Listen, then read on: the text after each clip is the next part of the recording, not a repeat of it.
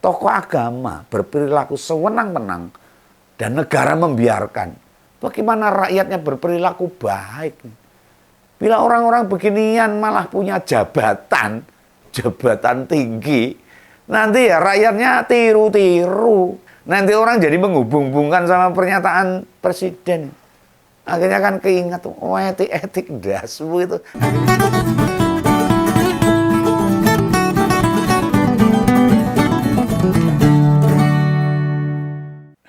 Kembali lagi bersama Ngompol Om Begawan.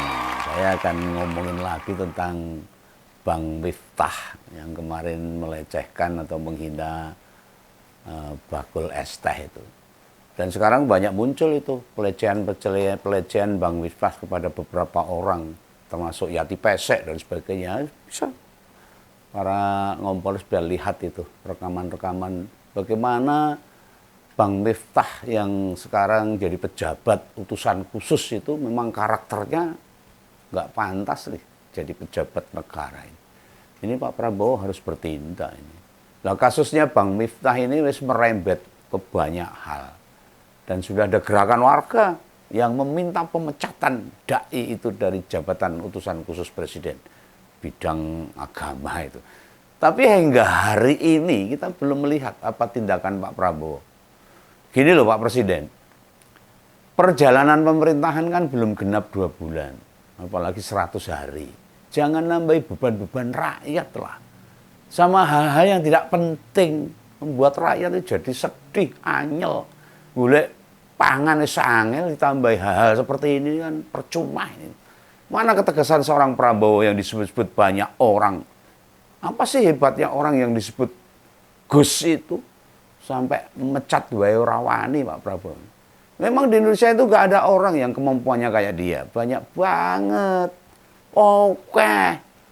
Yang bisa menggantikan dia banyak. Apalagi ini soal agama yang dia urusi itu. Jangan pakai dalih lah. Dia sudah meminta maaf lalu urusan selesai. Bukan masalah meminta maaf urusan selesai. Tapi karakter seseorang yang menjabat sebuah pejabat negara. Ini harus memang kredibilitasnya dipertanggungjawabkan. Nggak pantas itu. Lah memecat pengasuh ponpes Oraji. Dudu nuruti kemauan saya. Bukan Om Begawan saja. Banyak rakyat jengah ini. Buktinya muncul petisi yang mendesak pemecatan dari jabatan utusan khusus presiden. Dan petisi itu gak hanya 1 tapi sampai 7 petisi loh. Lah wong sampai sekarang kerjanya ya ora jelas itu utusan presiden. Digaji orang nganggur, digaji ini. Ngapain dipertahankan? Apa mergo Bang Miftah dekat sama Jokowi atau Gibran? Lalu Pak Prabowo gak berani ambil tindakan. Emangnya dipecat Jokowi bisa apa? Ini juga sudah bukan presiden. Takut amat sih. Awang amat aja gak takut sama Pak Jokowi. Apa mau rakyat berpikir begitu? Pemerintahan sekarang rupanya masih dibayang-bayangi kekuatan Jokowi. Jangan-jangan presidennya bukan Pak Prabowo gitu nanti kan. Jangan. Pak Prabowo itu presiden yang punya kewenangan penuh untuk mengatur negara ini. Dan juga dia punya hak prerogatif untuk memecat, mengganti atau mereshuffle para pembantu-pembantunya di kabinet. Bukankah presiden itu ketua umum partai besar, Gerindra, pemenang ketiga, mantan TNI pangkatnya jenderal yang katanya selalu mendengarkan rakyatnya. Oh, jangankan rakyat secara umum loh, orang muslim, kaum muslim saja banyak yang mengeluh. Banyak yang kecewa dengan yang dilakukan oleh Bang Miftah itu. Banyak ulama, penceramah, ustadz, kiai merasa ikut kena dampaknya. Mosok hinaan dilontarkan pada acara pengajian di mata sekian ribu orang di kota yang penuh sejarah Magelang.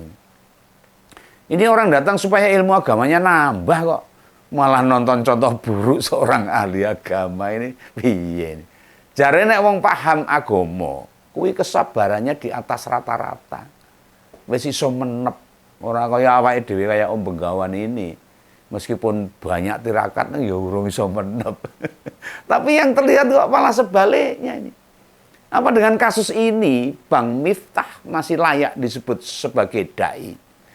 apalagi sebagai pejabat negara setingkat menteri itu. Silahkan warga yang memutuskan, bukan Om Begawan. Ya mereka merasa deh cara berdakwah yang baik tidak memaki, apalagi menyebut itu guyonan, sembrono namanya, sembranan. Ingat loh, cara mudah membedakan guyon atau bulian dilihat dari respon orang yang diajak dialog itu. Disebut guyonan jika semua pihak tertawa lah, itu guyu. Tidak ada yang diam.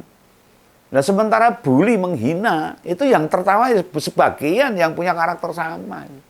Termasuk objek tertawaannya diam, itu bulian. Ya kita lihat aja. Kemarin kan Pak Sun Haji itu mengaku sakit hati. Dan raut wajahnya terlihat sangat tersinggung sekali. Dan kepala pemerintahan tidak mau membela sakit hati rakyat yang dihina pejabat. Iki piye? Oke lah, kemarin si penceramah wis datang ke rumah Pak Sun Haji. Meminta maaf dan rangkulan. Pak Sun Haji juga wis menerima banyak donasi, bahkan ratusan juta. Bahkan ada yang mau memberangkatkan umroh barang. Tapi beneran itu bisa membayar semua sakit hatinya. Dan bisa menghapus semua gambaran fenomena yang sangat nggak enak itu bagi masyarakat Indonesia.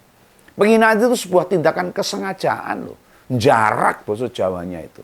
Bukan guyonan itu. Itu penghinaan yang disengaja. Ditambah tertawaan itu dilakukan orang-orang yang berada di panggung. Samping kanan, samping kiri, dan belakangnya.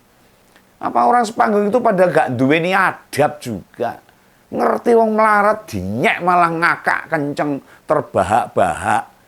Wah, wes ciloko ini. Nah itu gimana tuh? Saudara-saudara saya di Magelang itu. Kudune kan rangono itu. Pak Prabowo, mbok kalau punya kekuasaan ya buat nentremin rakyatnya, Pak. Bukan malah menyakiti. Boleh saja Mayor Teddy sebagai sekretaris kabinet sudah menegur. Ingat loh, cacian itu dilakukan pada tanggal 20 November loh. Dia minta maaf 4 Desember. Ini membuktikan permintaan maaf dilakukan karena dorongan suara rakyat. Bukan disebabkan kesadaran diri. Hal itu juga mencerminkan loh ini. Minta maafnya bukan dari dirinya sendiri. Pas Bang Miftah ketemu Sun Haji, kan semua pada menilai. Sikapnya masih arogan. Gembede, sok-sokan. Lihat saja merangkulnya. Dia nggak tulus. Bodinya tuh kelihatan. Seolah-olah ada emosi yang tertahan. Seolah-olah dia direndahkan. Tidak akan datang ke rumah Pak Sun Haji yang mergo kepeksa. Tertekanlah. Dituntut sama publik. Nah, dia sejak awal tahu keliru. Paling suwe ya 3 dino. 3 hari lah. Wes nemui sendiri dan meminta maaf. Sehingga ketika isu ini viral, dia tinggal nunjukin rekaman kalau sudah minta maaf. Dan juga ini banyak tokoh menilai apa yang terjadi kemarin itu cerminan ketidakpantasan, ketidakpatutan. Itu bukan budaya kita. Apalagi budaya seorang kiai da'i yang harusnya menjadi teladan, keteladanan bagi umatnya. Tokoh agama berperilaku sewenang-wenang dan negara membiarkan. Bagaimana rakyatnya berperilaku baik? Bila orang-orang beginian malah punya jabatan tinggi, nanti ya rakyatnya tiru-tiru. Tahu tiru-tiru itu, mencontoh, melakukan tindakan semaunya sendiri. Ini pemuka agama yang bisa ceramah di panggung loh. Bicara mencaci orang nggak nerima konsekuensi apapun. Nanti orang jadi menghubung-hubungkan sama pernyataan presiden. Akhirnya kan keingat, oh etik-etik dasmu itu. Akhirnya teringat lagi nih. Bahwa memang pejabat itu jauh dari etika. Wow, kalau pejabat nggak beretika ini saya masih memahami lah, masih memaklumi karena memang urusan politik itu memang rene etika nih. Tapi ini dai, penceramah, ulama, kan repot loh. Mencaci maki seperti jadi hal biasa. Lah mumpung lagi pemerintahan, idealnya hal begini ya harus dijadikan tonggak awal lah. Pemerintahan lagi berjalan beberapa bulan. Pengingat. Supaya tidak ditiru sama pejabat lain. Dan sebagai rakyat jelata, Pak Sun Haji itu mengalami dilema. Wong cilik kuwi uripe abot, Pak. Jangankan dihina. Dia dodolan atau berjuang hidup saja wis lara ati loh. mikul es teh wis lara ati untuk menghidupi dua anaknya. Dari tadinya tukang kayu, bergantian jualan es karena objek kayu juga sekarang sepi. Sekarang ganti galvalum. Dan secara matematika pendapatannya akan turun drastis. Padahal dia harus menghidupi dua anaknya. Nah, sebelum mider ketemu orang lain, itu membuat es teh di rumah saja. Wes kebes eluh mergo nangis nasibnya. Coba yang dihina ini orang yang punya jabatan, punya kedudukan. Gak akan sikapnya kayak Pak Sunarji itu. Malah kadang-kadang nantang gelut. Iya no. Lah letak martabat manusia itu pada harga diri. Orang manusia itu kalau sudah nggak punya harga diri, kayak mati ora urip ora. Mong kaya wong mlaku ora nyawa. Malah persis orang gila. Kalau orang nggak punya harga diri. Dan orang miskin itu punya dua beban. Harga diri serta kebutuhan ekonomi. Dia akan mempertahankan harga dirinya. Karena yang tersisa dalam hidup orang miskin itu cuma harga diri harusnya. Nah, sehingga waktu viral kasusnya ya hanya ada dua pilihan memaafkan. Memangnya Pak Sunarji punya mental bawa kasus ini ke pengadilan. Ya nggak bakalan. Satu, dia nggak berani. Dua, nggak punya ragat. Dia mungkin nggak punya pikiran-pikiran ke sana itu. Ya karena tekanan ekonomi dan sebagainya. Coba yang dihina Bang Miftah itu pengusaha atau pejabat. Orang bakal mandek, hanya minta maaf itu. Lihat tuh kasusnya Agus sama Mbak Novi. Wis kaya sinetron, ora wis bersambung. Sambung menyambung gitu. Padahal Menteri Sosial juga sudah turun tangan. Ya ora rampung itu. Mergone apa? Wis ana wong-wong sugih di belakang mereka. Kepala negara ini kudu ngajari rakyat. Monggo Pak Prabowo. Orang yang punya ilmu setinggi apapun adabe kurang, ya dipecat saja. Mengapa? Adab itu di atas ilmu loh, lebih tinggi dari pengetahuan. Nah, ilmu itu lebih tinggi dari jabatan. Artinya pejabat tinggi kayak apapun, nek kalah ilmu dari yang lain, mesti dia orang biasa. Ya harus mengakui. Ayolah, kita sama-sama menjaga etika, norma adab, sehingga siapapun nyalai adab harus kena hukuman sosial. Dan ini kasus Bang Miftah ini, berhubung dia punya jabatan pemerintah, presiden mesti melakukan tindakan tegas. Pecat! Lawang kita nyimak medsos banyak loh, wong Indonesia yang nggak mau nyetel ulang cacian itu. Karena tingkat kekejamannya melukai batin. Ini bukan cacian biasa ini. Menghina orang yang punya semangat cari nafkah. Itu menyakitkan.